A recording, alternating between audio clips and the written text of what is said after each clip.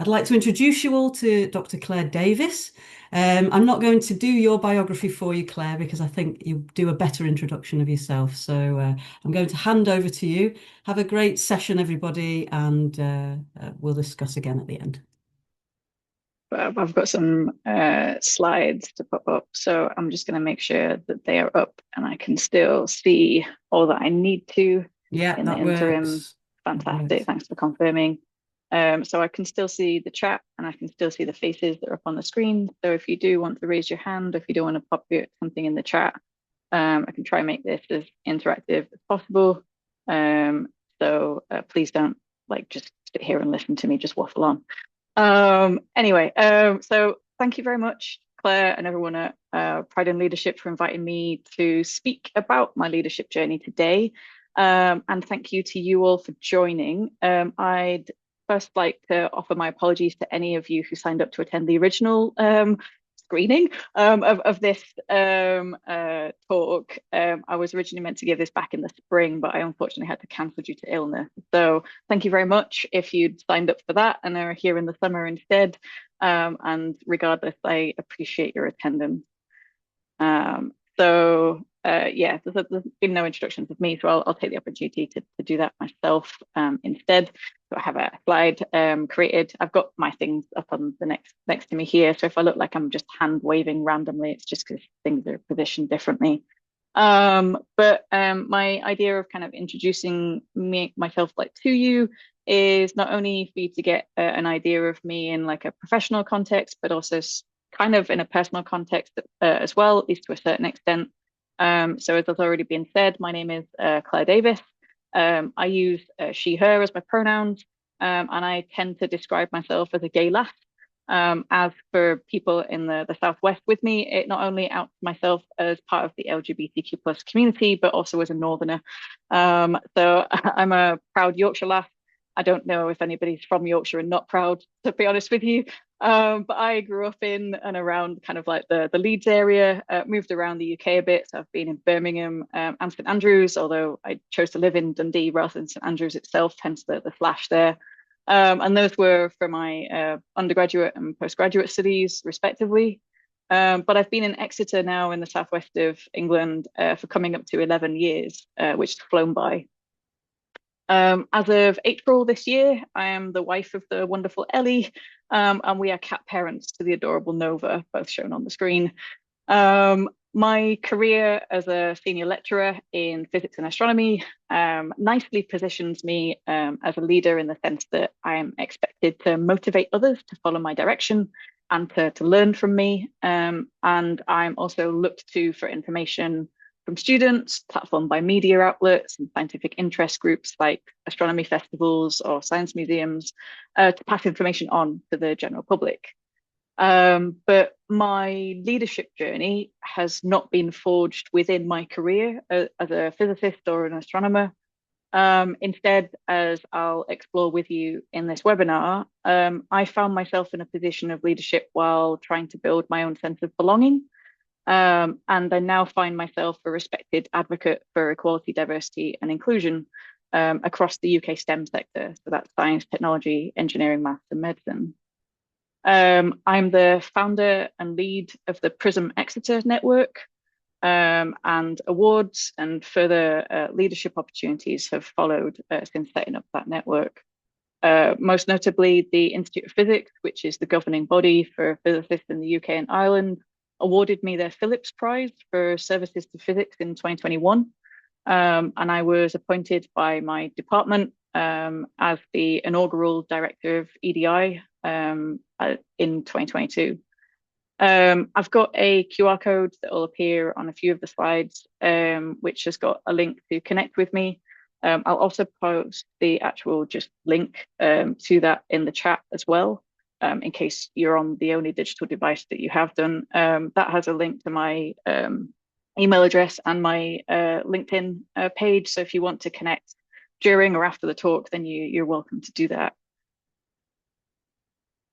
Okay, so my leadership journey developed from a position of intense isolation, a position where I've kind of quoted as saying, I don't see people like me.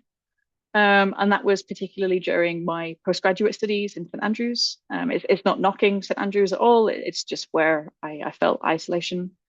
Um, in my quest for a sense of belonging, I've found confidence and legitimacy through a community of shared experience, really. Realizing that there were likely others like me who were similarly isolated, but had not been able to benefit in the same way that I had done. I stepped out of my comfort zone and built a framework of resilience that tethered me closely to those communities, and allowed me to shoulder a responsibility, so to speak, to both be visible myself and platform others as potential role models. Somewhere along the way, I became not just the founder of a network, but also a respected voice. And the exact same differences which had caused me so much heartache early in my journey became the foundations of my strengths as an inclusive leader, really. So this talk is a story. I like to build narratives when I give talks, and with every great story, it therefore has like a narrative arc, but that isn't how life formulates itself. So I don't want to get you to get the impression that, my journey followed this nice arrow of progression. It's My journey hasn't been that smooth. And while the vulnerabilities that I will share with you today, they are an asset to my leadership, and more on that later, I have picked and chosen from my story the bits that I'm comfortable sharing as well. So there's a few caveats to begin with, but we'll get going.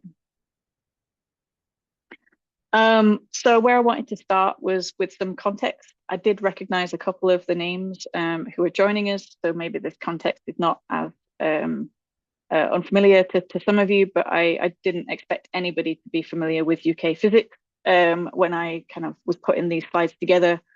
So I wanted to provide some context to just how non-diverse the UK physics community is, because this shaped the isolation that I experienced. So I expect that many of you might find yourselves within a minority group in your workplaces, yourselves, or in other aspects of your life. And physics, like a lot of the STEM sector, is white, cis-het, male dominated. The most recent demographic survey that we do have comes from the 2019 membership survey of the Institute of Physics. So 17% of the respondents identified as female, 96% self-identified as cisgender, with a further 2% preferring not to answer the question. 1% selected the gay woman or lesbian option when describing their sexual orientation.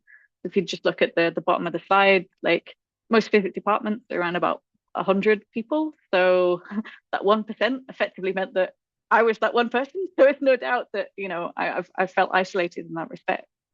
Elsewhere, we've got 89% self-identifying as white, 54% identified themselves as having no religion, and I haven't included disability because disability declaration stats were not reported in the survey. What's additionally important, I think, to emphasize is the age group where most of the diversity is present.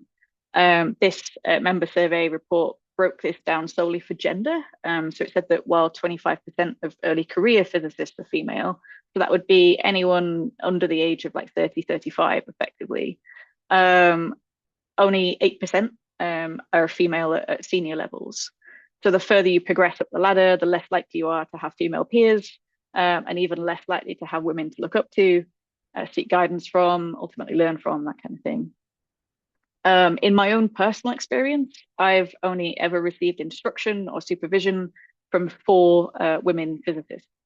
1 lecturer, 1 lab demonstrator, both at my undergraduate degree or undergraduate institution. My initial PhD supervisor was female, and as of August last year, we've now got a female head of department. But those are the only women that have been like stationed as on pedestals to kind of look up to within my immediate remit. And I was 22, I think, before I knew of, let alone met, an openly LGBTQ plus physicist. And I still haven't met a queer female physicist more senior to me. So that kind of gives you a picture of the isolation in the physics context. What's probably important to say, though, is that that doesn't mean to say that there aren't queer female success stories in physics. And perhaps it's just as useful for us to have a look at the educational context too.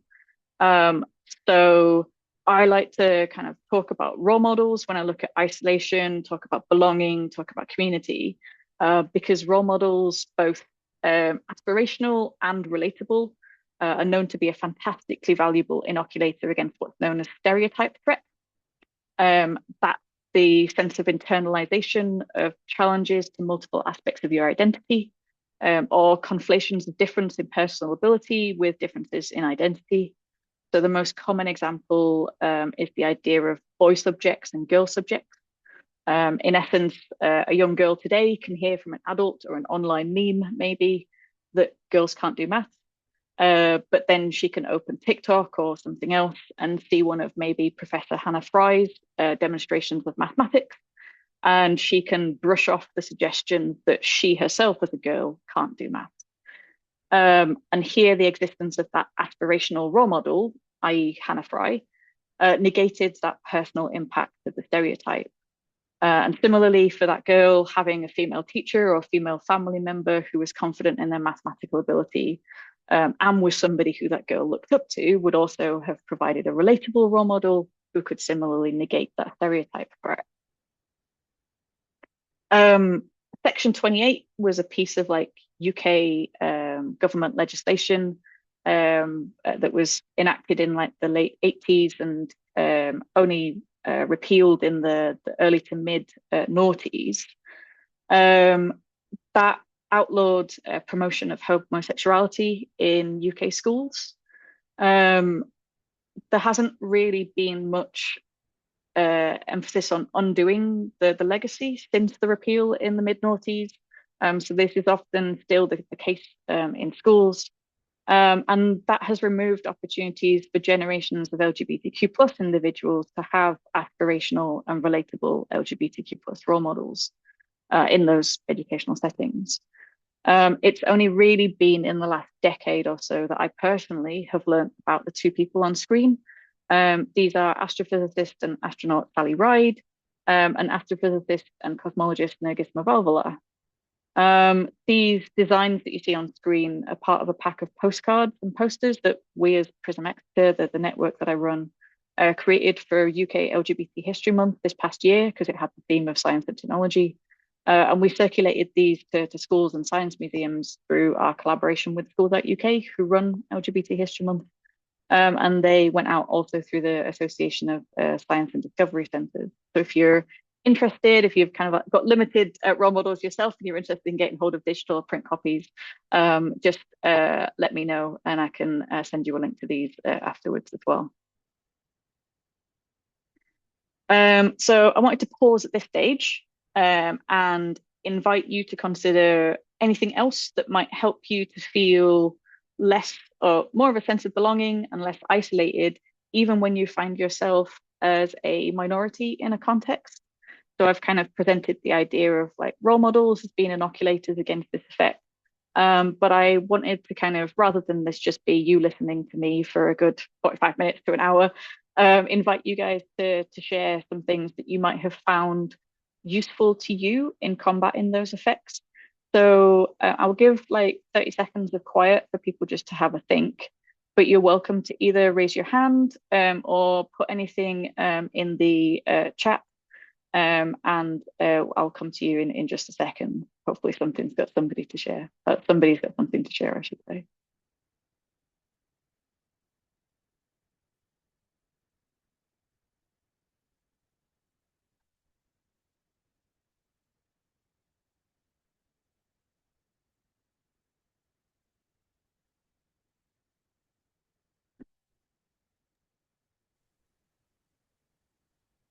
I see you've unmuted yourself, Claire. Do you want to have something to share? I'm trying to think of a good answer. I mean, one of the things that we've found through Pride in Leadership is a lot of people choose their career path based on where they're going to feel less isolated. So you presenting this example of quite considerable isolation, I would say, Claire, is quite different to a lot of the conversations that we often have, which is really I see. interesting. Okay. Yeah. Well, I made my decision and moved to Manchester because Queer as Folk was on the television. I mean, that was a, and that, that's where you do your degree, and then that's where you sort of get your first job and all that kind of stuff. And we've heard that quite a lot, but this is very interesting because it's different from that. Yeah. Okay. I did have a backup slide just in case anybody, what I've if we were a bit of a shy bunch. Oh, does I've somebody got else have something something. to say? Oh, thank you. Yeah, I just thought my manager came, she's not in this call, so I won't embarrass her, but my manager in my current job came to mind. So I'm trans and the only trans person in my job, and I had to talk about transphobia and early on because of something that happened at work. Um, and my manager's reaction really helped with that. As a cis woman, she was basically really kind and open and said, what do you need? What would help you? And I think it mattered that she understood the need to explain her position and talk about sort of her relationship to queerness. And yeah, and like talked about a film with a trans person in it as a way to connect. And I think all of that together, that she was talking about something personal, but bringing it into the professional relationship as well. Um, yeah, really helped with that sense of belonging and having an ally. That was really, I felt allyship in a big way with that. Yeah, not to spin my own words on what you just said, but it sounds like one of those, things you always hear about being able to bring your whole self to the workplace. Yeah, yeah, fab. I'll share something if you want. Yeah, please do. I'm self-employed, so I'm in my own workspace. I'm a writer, so I spend a lot of time alone. But I saw a film yesterday, actually, Love Me Tender, where the lead character is a lesbian writer in Paris. And I cannot tell you the impact that had on me. I actually felt as if I walked differently after seeing someone who, felt quite like, close to how I live in a movie. And I was really taken aback by how much it affected me. And I just thought most of the time I'm looking at things where I have, so little reflection. Yeah. So, I mean, that really impacted me yesterday. Yeah, I've had a similar thing with a couple of TV series that have been on. I've wanted to kind of binge watch it because I've really wanted to kind of keep going with this sense of like seeing myself represented, and then it's been almost like a grief process to go through when the series has ended. Yeah, absolutely. Yeah. I mean, I kind of have that with Schitt's Creek just because of how, it's just part of what's going on. But it's quite rare. And I think for me, it was the combination of the main character being a writer as well. It was like, oh my God, I've never ever seen this in my whole life. Yeah. Yeah. Thank you for sharing. I can see there's a couple of things being shared in the chat, so thank you for sharing those as well. So mentioning about internalized homophobia not really helping with belonging, and also not being seen, being made to feel invisible, also not helping with belonging as well. So I'm sorry to hear about both of those. I did have a backup slide just in case we were all a bit quiet. So I did some like introspection and just kind of thought, well, if I'd been in a different situation, what could have helped me to feel like I could belong? I'm still, that 1% in most of my context where I am in work personally, but I feel much more like I belong. And so these are all the kind of different things I could think of that have helped me feel less isolated and more like I belong. So the two biggest things is that my differences are not recognized as just differences, but the differences that I bring are celebrated. So the idea of having like contributions recognized and be considered for opportunities, those have really helped. I mentioned that I was made the inaugural director of EDI for my department. That was because I set up the network. My department went, right, you've got skills, grab me by the scruff of the neck, put me in position. So it's the difference that kind of can help you in some ways. I also thought that maybe like having shared priorities and values with people was much the same as having shared identities. The idea of being safe and feeling comfortable, feeling respected, having open communication also helped. And I also thought connection to a place. So maybe alluding to what Claire mentioned about kind of seeing Manchester as a useful home because of like its representation in the media. That connection to a place can help to combat some sense of isolation within a workplace if you still feel like you've got a hug from the place that you are encouraged to call home because of your workplace. These were just a few of the different things that I kind of thought about as well, but thank you for also sharing yours. This slide kind of brings me to the first, or this timing, I suppose, brings me to the first kind of practical takeaway that I want to give. The practical takeaways are hopefully all color-coded purple. So if you fall asleep or get distracted by something, you can wake back up with purple slides and use them as your takeaways if you want to kind of like not focus on the story that I want to kind of embed in this as well. So what I really want to emphasize is that there's no one way that people find belonging. We're multifaceted individuals, and you might need to build networks of belonging for yourself, or those perhaps maybe that you lead.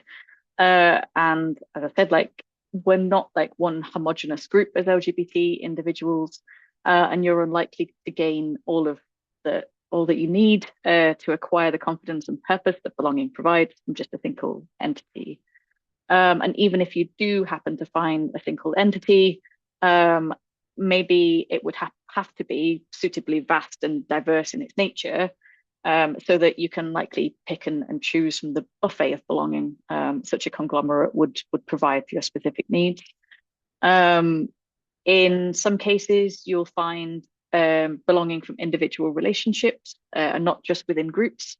So it's probably advantageous not to look for a complete tribe, but instead just find different bits that mirror you in different ways. So let your identity be multidimensional and take time to understand who you are in its complexity and what the different bits of you need.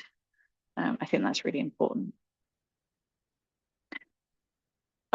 So my lifeline in this regard came from the form of the Institute of Physics and its LGBT plus physicists and astronomers network that it set up around 2014 with the Royal Astronomical Society.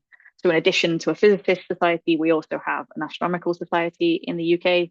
So that's to represent all astronomers and also actually geophysicists in the UK as well. So we've got a physics bit and an astronomy bit, but they combined to create this LGBT physicists and astronomers network. At first, that was simply just a mailing list that people could sign up to, but as quickly, it kind of quickly gained momentum as people shared their experiences with their professional bodies. And there were quite quickly white papers distributed, resources distributed, like role model lists, for instance. And it made me realize that regardless of how I felt in my immediate workplace or place of where I lived, I was being shown that I belonged in my discipline, calling like physics and astronomy the discipline in which I worked. After that came the LGBT plus STEM network and their seminar series. So a play on words of a seminar. This was a one-day conference showcasing the work of LGBTQ plus folks across academic STEM disciplines. So biologists, engineers, technologists, all kind of walks of life. Again, this network was primarily online. It made really nice use of those joyous and carefree days of early Twitter, meaning I could pursue the goings on at the conference in the comfort of my own home before I eventually bit the bullet, so to speak, and got to my first seminar the following year in 2017. Even then, though, I say like I kind of watched for a while, I got a certain impression from the conference from afar and had layers of like self-doubt perpetuating in my head. And I remember having quite the late night, early morning chat with my now wife, then girlfriend, about whether I was gay enough to attend. Now, as I've just said, where this conversation took place, it was literal pillow talk. So she pointed out not only the irony, but also the flaw in my logic, and allayed my fears in that. But it kind of shows that I'd got to the point where I'd contextualized my belonging as being queer and a physicist, and they were two distinct elements, that the idea of bringing them together was so foreign that I doubted that to be in one camp, I'd have to lose the other. So it kind of arcs back to that kind of full sense of belonging again. But this is why I've put confidence after belonging in my leadership journey. To be fair, there wasn't probably a linear transition here, and instead this is perhaps like a spiral staircase kind of element of my journey. So as I built belonging, I grew in confidence, which gave me the courage to explore that belonging more, which gave me more confidence, etc., etc. So this is a bit of a whirlwind event in this kind of otherwise kind of straight trajectory. But it kind of, I really want to make the distinction, therefore, between the confidence that I gained from exploring that belonging and the courage that it took me to participate. And this is why I entitled the talk "The Courage to Connect," because there is a sense of like stepping out of your comfort zone that you have to do in order to be brave enough to find that sense of belonging, really. Part of this is kind of that sense that you have of like, you know, don't meet your heroes. I so desperately craved the sense of belonging from these people that I didn't want them to fail. It would have had such a massive impact on me if I hadn't felt a sense of belonging by attending this event. So I was so shy and afraid, really, to initially step out of that comfort zone and join in case they didn't meet my expectations, they didn't meet what I needed. So I feel like we really have to speak to that leap of faith that's involved. It might seem incomprehensible, I suppose, to suggest that courage is needed before confidence can be gained. But I think true belonging only comes after participation.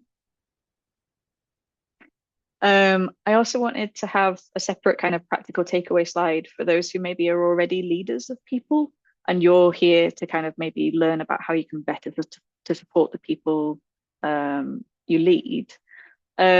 I was fortunate to have my partner provide me with that encouragement, you know, the kind of don't be silly, get over yourself kind of encouragement that only partners can provide, really. But I needed to have her to encourage me to engage, really. I otherwise could have probably talked myself out of it. And you as a leader of people might be able to identify who may be experiencing isolation and support them directly through signposting to different organizations and networks. I will say, though, that sometimes isolation and the lack of trust go hand in hand, and you might not be let in by that person to know what they need. They might have a front that they present you with in order to survive their isolation, really. And therefore, I think it's essential to understand that supporting affinity groups is really important, including funding them if that comes under your remit, maybe as a leader. Even if you cannot see direct impacts from that group. So Claire and I have spoken before about like the feedback that we've got from people that they still really appreciate that, for instance, like PRISM Exeter and Pride and Leadership exist, even if they haven't directly engaged, because they still know that it exists. So we wouldn't maybe recognize them as like an impact thing that we can measure, but we've nonetheless have an impact on these individuals. And so like the route that I've tried to demonstrate in my leadership journey, i.e. that through belonging can come confidence, hopefully serves to highlight to you that belonging is a form of infrastructure and it's not a perk. So people deserve to have these affinity groups and ways of gaining mutual support and understanding. It shouldn't be sold as a perk to them. It should be just standard, really, in my opinion. So I appreciate that a lot of people experience isolation, but I don't think I'm stepping out beyond myself to say that far fewer people ask themselves, how can I ensure that somebody else doesn't have the same experience? And I think that's the point at which I started to become a leader. That turning things on its head and saying, well, I've benefited from this. How do I ensure that other people benefit? that kind of transition from self-protection to community building, really. That was where my leadership began. So through my engagement with networks regionally and nationally that I've already mentioned, I personally realized that I was the only person from the southwest of England that was attending these seminars. And yet, when I was closer to home, when I met up with the LGBT staff network of my employer, the events and everything were dominated by early career people within the STEM sector. So I personally concluded, maybe rightly or wrongly, that this group were otherwise lacking community, just like I was. You know, they needed that network at work, otherwise they were isolated. So I initially volunteered to join my department's EDI committee. And soon after, I volunteered to become the inaugural rep for our college, as we were structured at that time. And both of those things authorized me with the ability to kind of cascade announcements from a national level out locally within the university. So next, I reached out to the Institute of Physics. I had a great relationship with them, as I've already mentioned. And in particular, their Southwest branch, so they organize themselves like regionally. And I suggested that I coordinate their involvement in Exeter Pride. So they had they could have a stall kind of promoting that physics was inclusive, if not diverse, and that anybody was welcome, really. This would enable a call to be put out regionally to physicists who could volunteer on the stall or serve as encouragement for them to attend Exeter Pride, to engage with us on the stall. The Southwest branch of the Institute of Physics agreed wholeheartedly, but they did caveat it, and this is what I will kind of warn people with as well. I had to be co-opted onto the branch. So there was a back scratching deal effectively registered, but it's something that I definitely don't regret. It felt like a no-brainer at the time, and continues to result in kind personnel and financial support from the branch.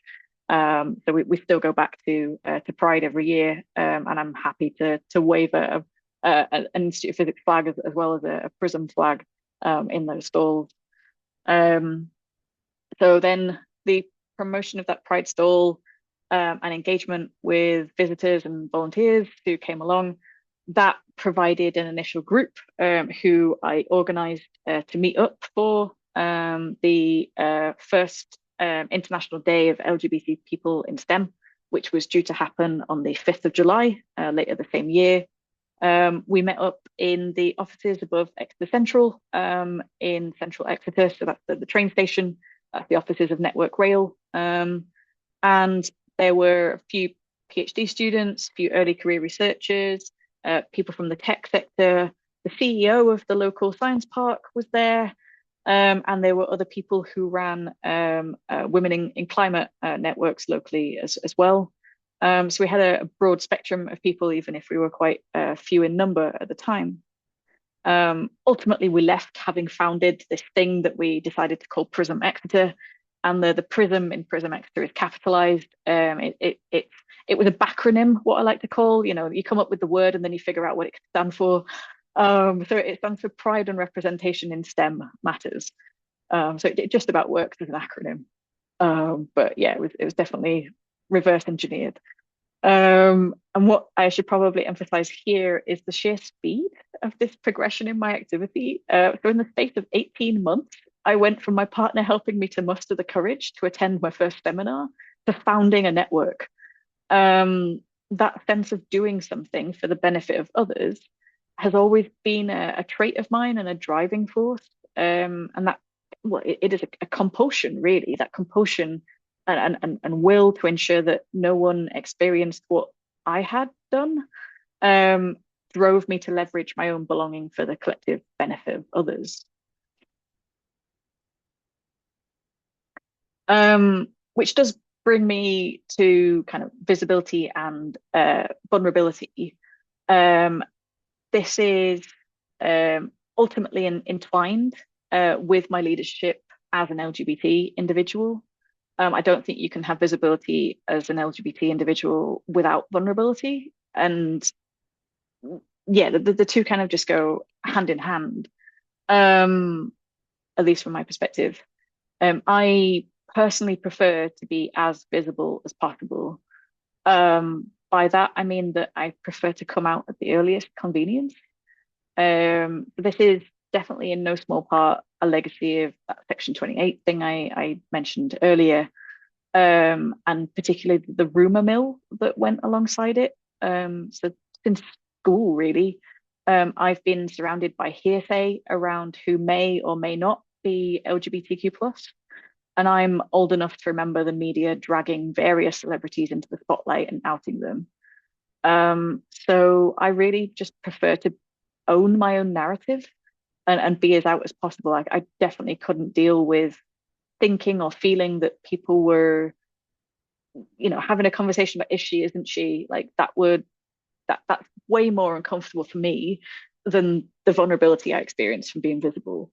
I'm out in my teaching. I tell the students as early as possible. I found ways to do that.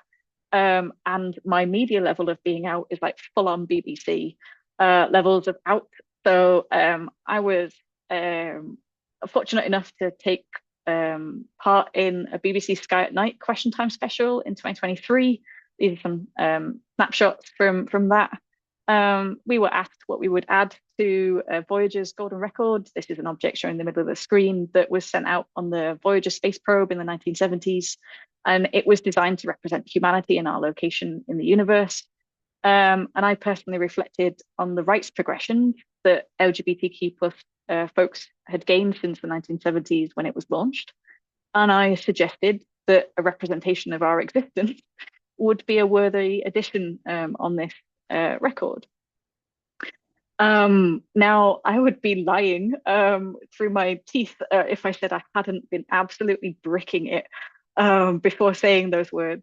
I'd even gone so far as to seek the approval of the editors of the program and my fellow panelists during our rehearsal. These things are rehearsed. They might seem kind of conversational, but the conversation is rehearsed. And I wanted to ensure everyone was happy with me saying what I had planned to say, so that I kind of had that buffer, that support, that safety net, really. Safe to say, my statement was not met with derision. My comment was not edited out of the program. Instead, actually, I don't know if it's still available on the iPlayer, but if you watch the episode back, you will hear a spontaneous round of applause from the audience that followed my statement. It literally went round the room. And I would love to meet and thank the person or the people who kicked off that round of applause, because it made such a massive difference to me in the moment and continues to just like be a wow moment for me in terms of that. I don't know.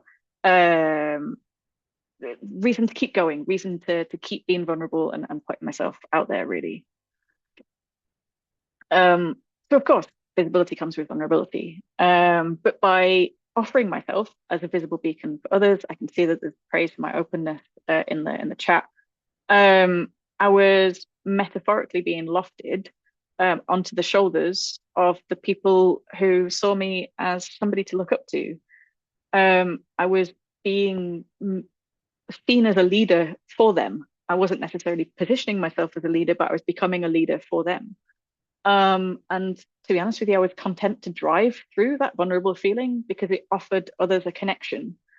And that connection was something that I so clearly remember making such a difference to me.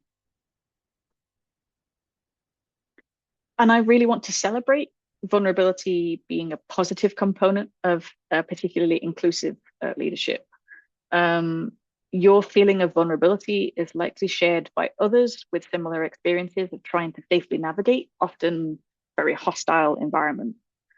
And by being open about your experiences, you can release some of the weight that's similarly carried on the shoulders of the people who see a leader in you, even if you have the complete imposter syndrome about finding yourself as a leader of people.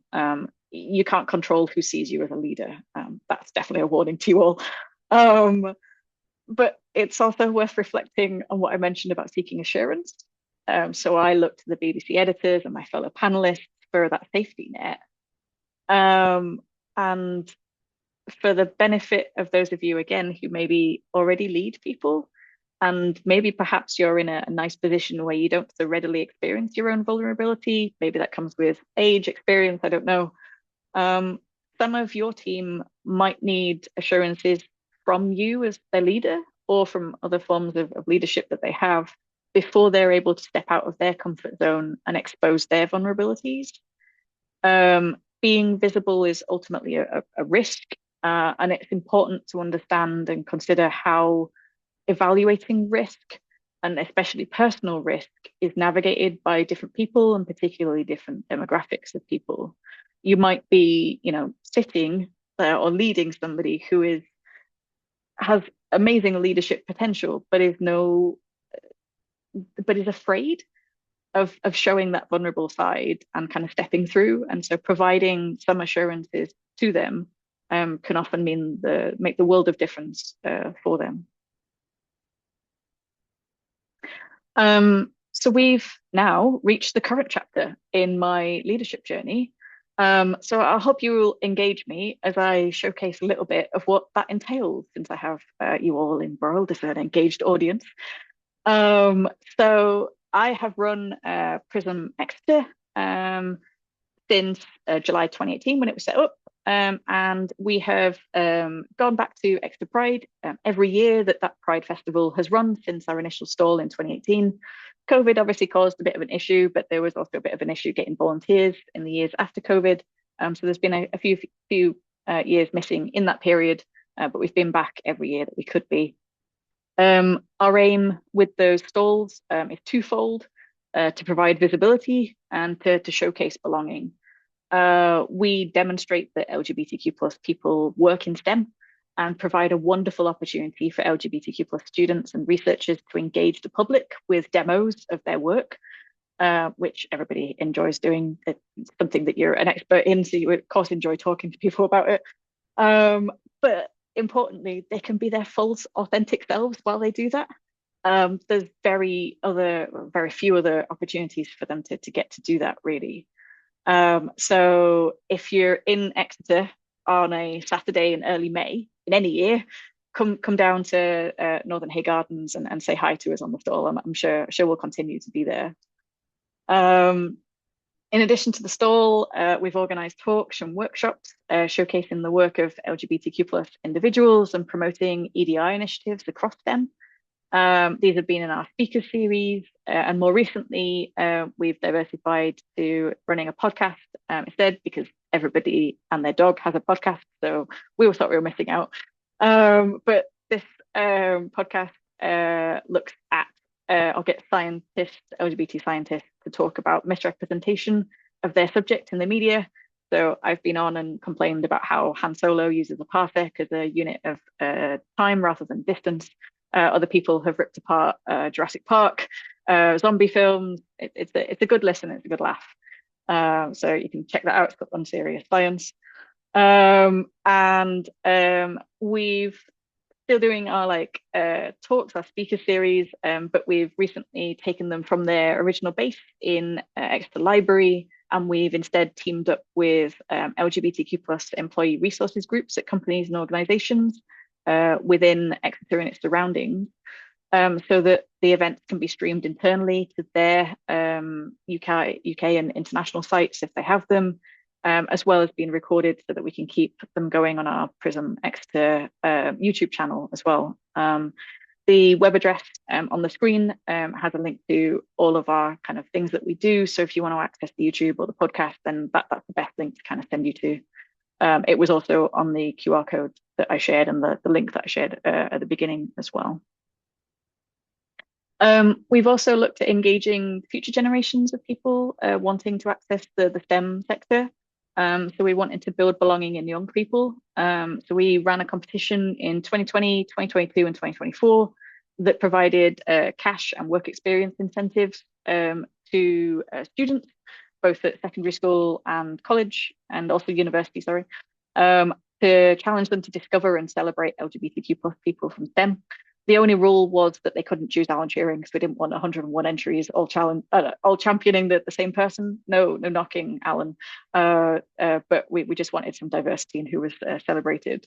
So as I kind of mentioned earlier with the postcards and posters that I mentioned, we were so inspired by the stories of inspiration that people submitted that we collaborated with the educational charity Schools Out UK to develop curriculum resources for Key Stage 3 and 4 maths and science that were themed around 6 of the individuals that we received as entrants. So we produced the postcard. I've got Nergis back on the screen, kind of showing some of the slides from the curriculum support pack and also the postcard of her on screen. And it's just lovely that the words of the competition entries are able to be on the back of the postcards or the front of the posters, and therefore ensure that the words of inspiration are fed back to people of the same age group who championed them in the first place. Finally, we're being visible in other ways as well. So we're getting the word out about what we're doing in magazines for higher education, journals for STEM educators and STEM researchers, and really effectively our willingness to be visible as LGBT people in STEM. We've got Andrew and Eleanor both on screen now as well with me as the 3 coordinators of PRISM Exeter. Our visibility and our willingness to be visible is ensuring that our voices are heard ultimately. We stay visible between our events via a monthly newsletter as well. It steadily continues about 300 subscribers, even with the rather regular turnover of academic early career positions. It remains pretty standard, so we're getting as many people kind of sign up as who retire their email addresses. And while those subscribers are concentrated in the Southwest, we also enjoy nationwide and even international subscribers to the newsletter. We've done some surveys of impact through our newsletter, and particularly from those who aren't local to the region. It's been nice to see that they've appreciated our work, even though they haven't directly engaged. Sometimes wish something existed closer to them so they could directly engage. And others reflect on keeping an open mind about considering Exeter and the wider Southwest region for future career moves because of the community we demonstrate. Kind of arc back what you were saying, Claire, earlier about like seeing Manchester as that place where you could belong. I think we're doing a great benefit to the region to celebrate that inclusive attitude of the region, even if we can't showcase diversity as much as maybe some big cities around the UK can. Others who have engaged with our events also reflect on improvements to their mental health and their resilience during what have been increasingly difficult times in recent years, I think we can say. We share anything in these newsletters that we think a group of LGBTQ plus people in STEM or their allies could be interested in, taking into account the multidimensional aspects of their identities. So our activities are always front and center of these newsletters. We want to promote what we're doing as much as advertise what other things are there. But we also amplify local LGBTQ plus stuff and local STEM community events, as well as sharing anything related to EDI across STEM more generally. So that could be the results of surveys from disabled students groups, for instance, conferences such as the Black Heroes of Mathematics annual 2-day conference, calls for participants for the EDI caucuses research into the impacts of menopause on researchers, for instance, so long as the language of the calls for these kinds of things explicitly looks at gender beyond a binary. So we look for the language that's used in the calls. Sorry to get serious, but since the spring of 2025, we have additionally used the newsletter to signpost people to support. We're aware that people are struggling with the news of the Supreme Court's ruling on the definition of sex in the Equality Act 2010 and the subsequent fallout regarding access to single-sex spaces. So we're also regularly signposting people to support for that. And that nicely actually brings me to my final point on leadership. particular leadership associated with visibility, role modeling, and community building. It is vitally important to keep the oxygen mask analogy in mind when you're leading others in this scenario. You have to get your life support sorted before assisting others with theirs. Otherwise, you're going to be no help to them. For me personally, the Supreme Court ruling and the similarly timed Office for Students ruling on freedom of speech and belief in the Equality Act, the fallout from both of those have completely knocked the wind out of my sails on multiple occasions in the past 12 to 15 months. And I've really had to take stock of how much I can give and where that can be directed. I've found a community of LGBTQ plus and allied leaders to consult with through the changes, which has given me hope and belonging when, to be quite frank, the bottom fell out of my world.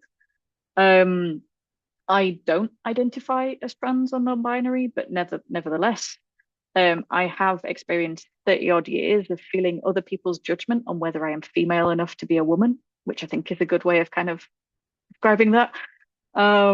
I've signed petitions in primary school, at brownies, and again in secondary school to allow girls to be able to wear trousers. Since the age of about 10, when I first had my hair cut short, I've been examined entering changing rooms and toilets and experienced challenge after challenge to the point where I actually avoided hydrating sufficiently at secondary school if it meant being able to not have to visit multi-occupancy cubicles. And that extends to shopping trips and long car journeys for service stations, which I find particularly a problem. I found a morsel of reassurance in the latest EHRC guidance, if there can one to be found, that identifies that individual policing of single-sex spaces is harassment, and that is useful to be able to rest on.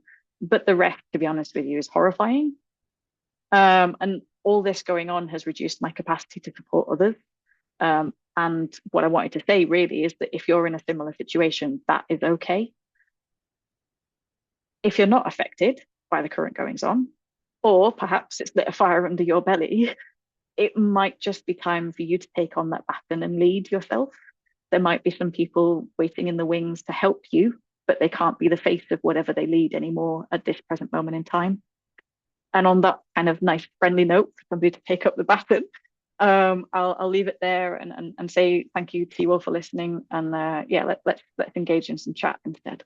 Thank you so much, Claire. That was beautifully done. And could you put us all back up big? Yeah, kind of. That was really beautifully done, and beautifully done from such a personal angle as well. And I think that makes a massive difference.